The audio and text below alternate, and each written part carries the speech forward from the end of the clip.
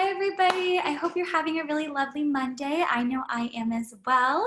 I wanted to start this off by asking you guys, how was your weekend? Just a little weekly checkup. Share some ideas that you did this weekend. Share some of those things with somebody close by you. I will go ahead and share with you some of the things that I did this weekend was go and hike. I went on a hike somewhere nearby where I live, and there was snow. Oh, we have a friend joining us, my cat here. Just jumped up here. So I went on a hike this weekend and there was snow in the mountains. It was so much fun. There was no snow on the outside of the mountain, but when you got deeper and deeper into the woods, there was snow, and that is really fun to see in the middle of July. So with that being said, I hope you're all again having a really great day, enjoying the rest of your week, and let's go ahead and get started on our lesson that I prepared for you. So I'm going to go ahead and share this with you all. So here we have the lesson, the 3-digit place value lesson. So today we're going to be covering math, and you are going to be learning all about understanding the place value of 3-digit numbers. We're going to be doing that by creating a couple of charts and some keys, and I'm going to be doing that alongside you today. So before we get started, I wanted to talk a little bit about our number system, okay? So these are our digits, okay? These are numbers that are involved in our number system. We have 0, 1, 2, 3, 4, 5, 6, 7, 8, and 9, okay? So 0 to 9 are the basic digits that complete our number system, okay? We can combine all of these numbers together and or multiple of these numbers together, and they create and represent a different type of number, right? So each of these digits hold a place value. So we're going to check out the number 621, okay? So when I read that, I say 621, okay? So here I have a chart, and starting from right to left, so we're gonna start here with the yellow. We have a 1, okay? The place value for this is going to be our ones column, okay? The place value for 2 is going to be our tens column in the orange. And for our 6, we have the hundreds column, okay? So we're gonna stop there. This is a 3-digit number, okay? So now you know that there are 6 hundreds in the number 621. There are 6 hundreds. That means that if we had some base 10 blocks, I wish I had some at home, but if we had base 10 blocks, we would have a hundreds box, okay? That means there would be 100 little squares, and we would have 6 of those. Okay, so we would have 100, 200, 3, 4, 5, 6 to represent 600. Then for our tens, we would have long tens, okay? That means there would be 10 blocks. Those would each represent, we would have 2 of those for this given problem, and that would represent 2 tens, okay? And then for our ones, we would just have 1 itty bitty block, just 1, and that represents our ones column, okay? So the whole point of this lesson is for you to understand the place value. Each number, each digit holds a very important place and has a very important value while reading and writing out the numbers. So right now, I would like for you to go ahead and pause this video, gather some materials, gather 1 sheet of paper, gather a pencil or some markers, and then go ahead and resume this video when you have all of your materials. So while we get started, we are going to go ahead and we are going to identify the place and value of each number, okay, that I have written here. So let's go ahead and write on our piece of paper a place value chart. We're only going to be identifying 3-digit numbers. So just like this photo here, let's go ahead and write hundreds. Just like this. I'm kind of writing it on a diagonal. I'm going to stop sharing. So I have hundreds. And then right next to hundreds, hold on, don't do anything yet. First, let me model this for you.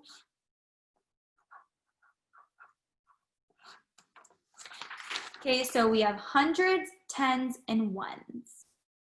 We're going to be putting our numbers right below that, okay? And we're going to be identifying the place value for each number example that I have written out. So with another color, let's go ahead and write the number. This is 222.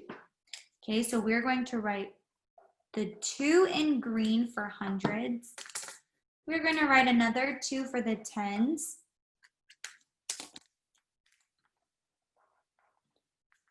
So just like I wrote this, I wrote them in different colors just because once we have different numbers that we're going to be using, different digits, it might be a little bit easier to read this way.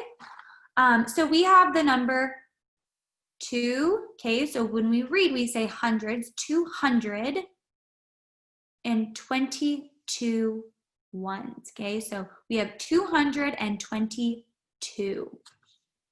Okay, so our green represents our hundreds column. That means that we would have 200 cubes, okay? We would also have 2 tens, which means we would have 2 blocks of 10. And we'd also have 2 ones, okay? So we have 222. That is how we read our number. We have our hundreds column, we have our tens column, and our ones, okay? So each of those hold a very specific value, and the value we're identifying is going to be the words that are in black. So hundreds, tens, or ones.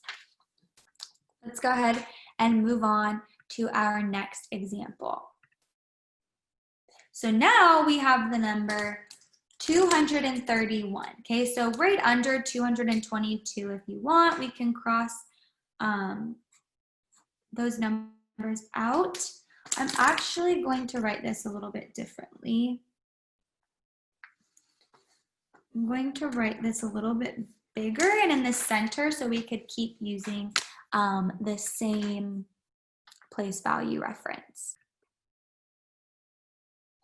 So I rewrote this here. So we have our ones column, which is going to be used in the color pink. I have my tens column, which is going to be used in the color red. And then I have my 100 column where we're going to be identifying that number with a 2. Okay, so if I go ahead and share my screen, I have the number 231. So let's go ahead and write that number out. My 2 we know is going to represent my hundreds. Just like that, I'm going to write 2. And then we're also going to write the 3 in the middle for the tens with my red. Your colors can be different. You can be using any colors that you have at home. That is fine. We're going to write the 1 in the middle for our ones, okay? So we can read this number as 200, 3 tens, 1 ones, okay? So we're reading the second number here. We have 2 hundreds, we have 3 tens, and we have 1 ones, okay? So the way that we read this number here is going to be 230 ones, okay? Cover that first number. We have 230 ones.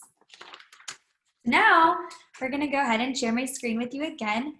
We're going to do a couple more examples here. So now we have the number 342. So let's go ahead and put on the other line 300. I put my 3 in the green marker in the hundreds place. I put my 4 in the on my paper on the red spot, and we have 2 1s, okay? So your colors might be different, and that is okay. So now let's go ahead and practice reading the place value of each of my digits, okay? So we have the number 300s.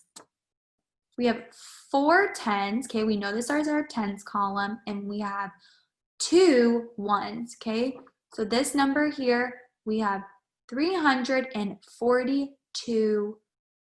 That is our number, okay? So 300s, 40 10s, and we have 2 1s, so 342. That is how we read our number. Right, I'm gonna share that screen with you again. We're gonna do one more example of this portion of our lesson together. So let's go ahead and write this number, 400. We have our 4. We are putting that in our hundreds column. We're going to put the 6 in our tens column. And we're going to put the 5 in our ones column, okay? So we are going to read this number as, go ahead and try.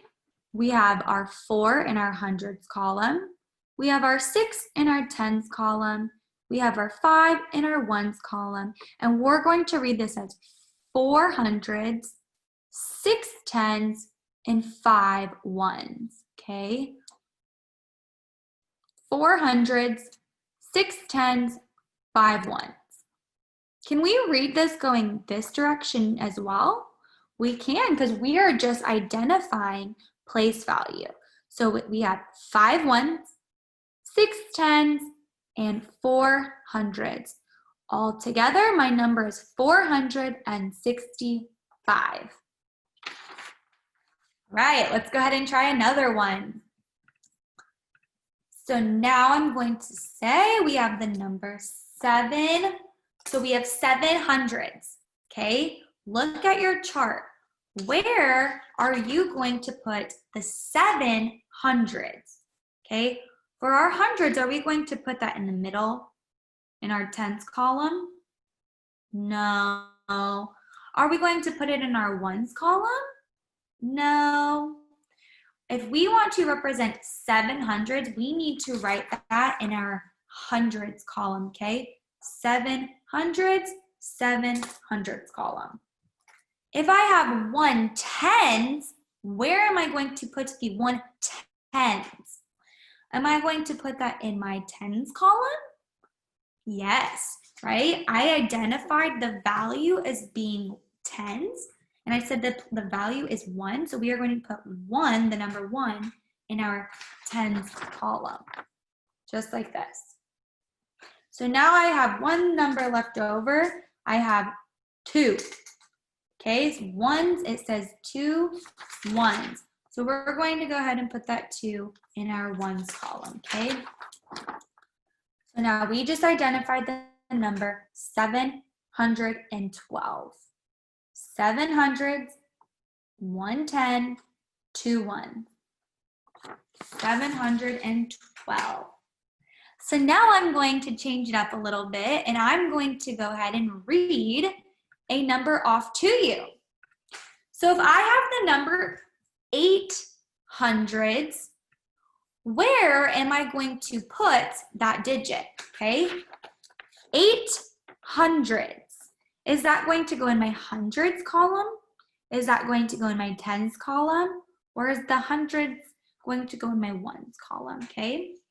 Whatever color you're using, go ahead and use that marker and write where that 800s should go. Once you are ready, go ahead and sit tight. We're going to finish the number off, and then we're going to share our answers, okay? So the next value I would like for you to represent or identify is going to be 4 10s. Okay, so 4 10s. So we have a hundreds column, we have a ones column, and we have a tens column. I'm asking you to identify 4 10s, okay? Place that value 4 10s in the correct spot on our chart. Okay, and last but not least, I have the number 3 1s, okay? I would like for you to take the time right now to identify where we are going to put the value 3 ones, okay? Remember, we have hundreds, we have tens, and we have ones. All right, go ahead and identify where we are going to put 3 ones. Take as much time as you need. I will give you guys just a little bit of time. We have 8 hundreds, we have 4 tens, and we have 3 ones. So I would like for you to place those values. I would like for you to grab your paper, go ahead and show your screen. You should have the 8 in the hundreds column. You should have 4 tens in the tens column, and you should have 3 ones in the ones column, okay? So you have to listen for this activity to what place value am I asking you to identify, and where is that placeholder? Okay, so the hundreds, tens, and ones are each going to be placeholders. Okay, let's try this again with just a few more examples. So I have the number 911. I'm going to ask you to identify where to put the number 1 tens. Okay, I'm asking for tens. So go ahead and get whatever number you are using to represent your tens, and go ahead and put, I am asking for 1 tens. Okay, when you're ready, go ahead and identify where the number 900s go. Where is that placeholder for 900s? Okay, so I have 900s. Is that going to be in the very beginning of my number, or is that going to be at the very end of my number? 900s. Last but not least, we have 1 ones. So my number was 911. We have 900s, we have 1 tens, and we have 1 ones. How we read that number is 900s, 1 tens, 1 ones. Okay, all together, my number is 900s, 1 tens, and 1 ones. I can go ahead and combine this, and it says 911. Okay, so we're gonna go ahead and try one more number to finish off our lesson for the day. We're going to try the number 600. So take whatever marker you're using. 630. Oops. Yeah, 36.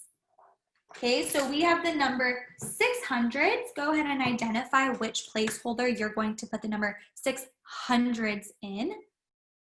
I have the number 3 tens. So go ahead and identify where you're going to put 3 for the tens.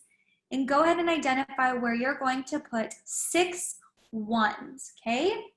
So go ahead and draw your number 6 in the hundreds column.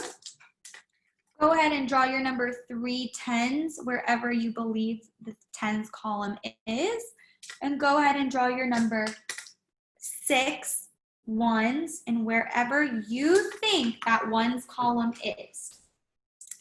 Go ahead and check over your answers. Practice reading that number. We have 636, 600s, 3 tens, and 6 ones.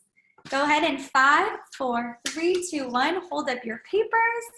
And we have the numbers 600s, 3 tens, and 6 ones. All together, that's 636 ones. All right, that lesson was so packed with lots of information. So at first, I just wanted to ask you guys a quick question. Think about this. What are the 3 placeholders for a 3-digit number, okay? So what are the 3 placeholders for a 3-digit number? Well, the placeholders are going to be hundreds, tens, and ones, okay?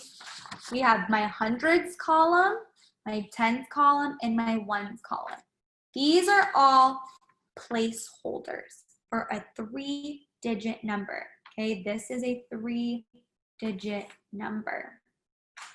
All right, good job. So did we achieve our objective? We did. You were able to identify the place value, the place and value of each 3-digit number.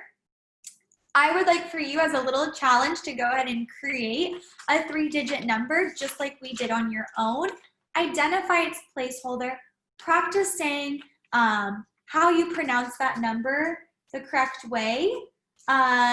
Share that with a family member, and I hope you have a great rest of your day. Thank you so much for tuning in. Bye.